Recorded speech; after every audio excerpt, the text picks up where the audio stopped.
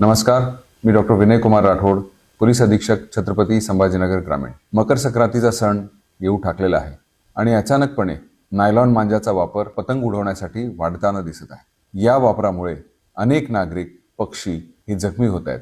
काही ठिकाणी तर दुर्दैवाने प्राणांतिक घटना सुद्धा घडलेली आहे आणि त्या अनुषंगाने छत्रपती संभाजीनगर ग्रामीण पोलिसांनी नायलॉन मांजा विक्रेत्यांवर त्याचबरोबर वापरावर अतिशय कडक कारवाई करायला सुरू केलेली आहे। ज्या ज्या ठिकाणी जे दुकानं असे मांजा वापरताना आढळले आहेत त्यांच्यावर गुन्हे दाखल करण्याची प्रक्रिया सुरू केलेली आहे। यामध्ये आम्ही त्यांच्यावर BNSS कायद्यान्वये गुन्हा दाखल करून त्यांच्यावर कठोर कारवाई करीत आहोत। यामध्ये आपल्याला हे लक्षात घेणं आवश्यक आहे की नायलॉन मांजा विकत घेणे, विकणे आणि वापर करणे या तिन्ही गोष्टी या अपराधाच्या कक्षेमध्ये येतात।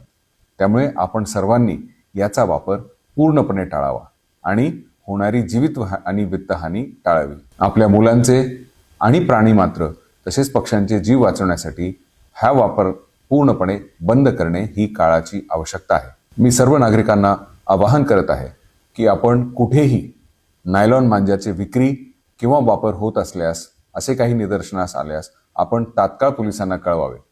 आपले नाव पूर्णपणे गुपित ठेवण्यात येईल।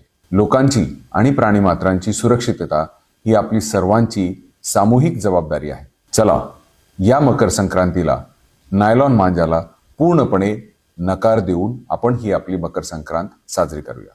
धन्यवाद।